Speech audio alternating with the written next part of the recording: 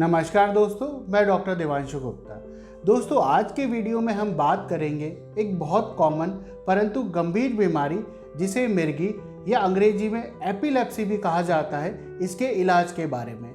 हम जानेंगे कि इन आसान तकनीकों और दवाइयों की मदद से इस मिर्गी की बीमारी का इलाज किया जा सकता है ताकि मरीज को हमेशा के लिए इस बीमारी से छुटकारा मिल सके।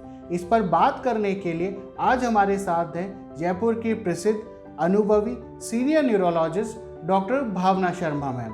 तो चलिए शुरू करते हैं आज का डिस्कशन डॉक्टर भावना शर्मा मैम के साथ। नमस्कार, मैं डॉक्टर भावना शर्मा, वरिष्ठ आचार्य एवं इकाई प्रमुख, न्यूरोलॉजी विभाग, सवाई मानसिंह चिकित्सालय। आज मैं आप सबके बीच एपिलेप्सी के बारे में बात करने आई हूँ।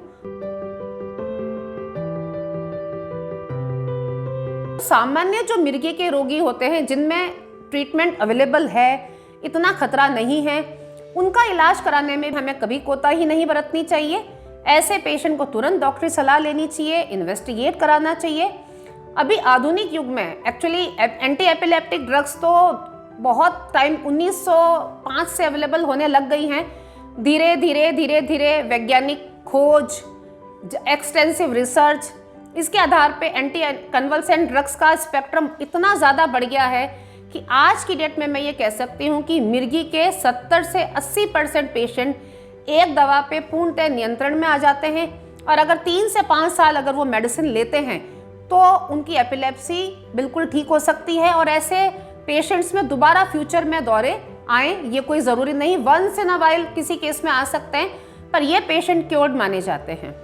बचे हुए जो 20-30% है उनमें भी 10-15% पेशेंट जो होते हैं वो एक नहीं तो दूसरी तीसरी मतलब 2-3 मेडिसिन जिनको हम कहते हैं पॉलीथेरेपी, उस पर रखने से ठीक हो सकते हैं।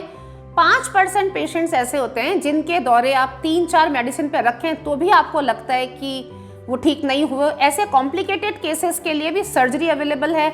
हमारे देश में कई ऐसे सेंटर्स हैं जहाँ एपिलेप्सी सर्जरी अवेलेबल है, वहाँ जाकर के सलाह ली जा सकती है। कुल मिलाकर के नट शेल में मेरा आप सब लोगों को ये कहना है कि एपिलेप्सी को जितना ड्रेडफुल डिजीज समझते हैं वैसी नहीं है।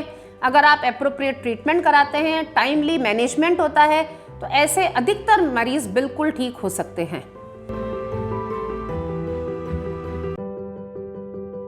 हम ये बात करेंगे कि अगर हम किसी व्यक्ति को जो दौरे आते हैं कंट्रोल ना करें, दौरे आते ही रहें, तो क्या इमरजेंसीज हो सकती हैं। तो सबसे इम्पॉर्टेंट जो इमरजेंसी होती है दौरे के बाद उसे हम कहते हैं स्टेटस एपिलेप्टिकस।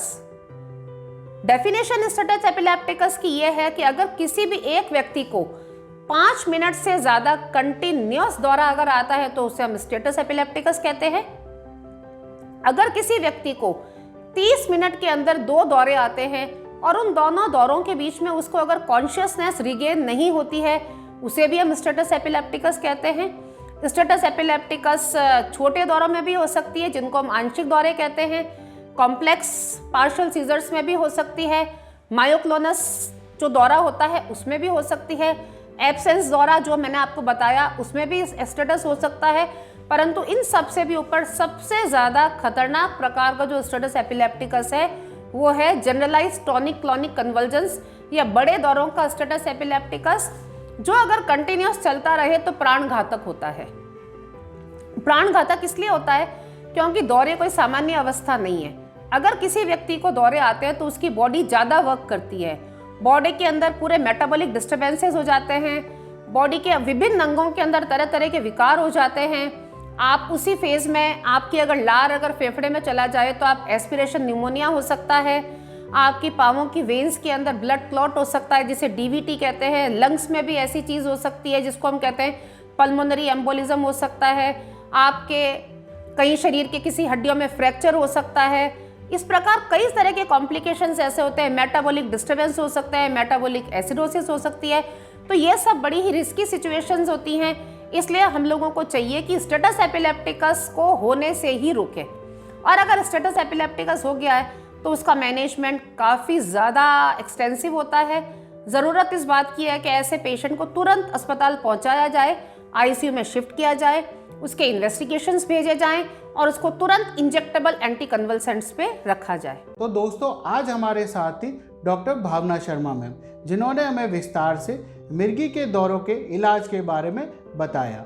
इसके अलावा हेल्थ और मेडिकल से related authentic, reliable, useful information के लिए आप हमारे YouTube channel that of health को सब्सक्राइब करें। स्वस्थ रहें, सुरक्षित रहें। धन्यवाद।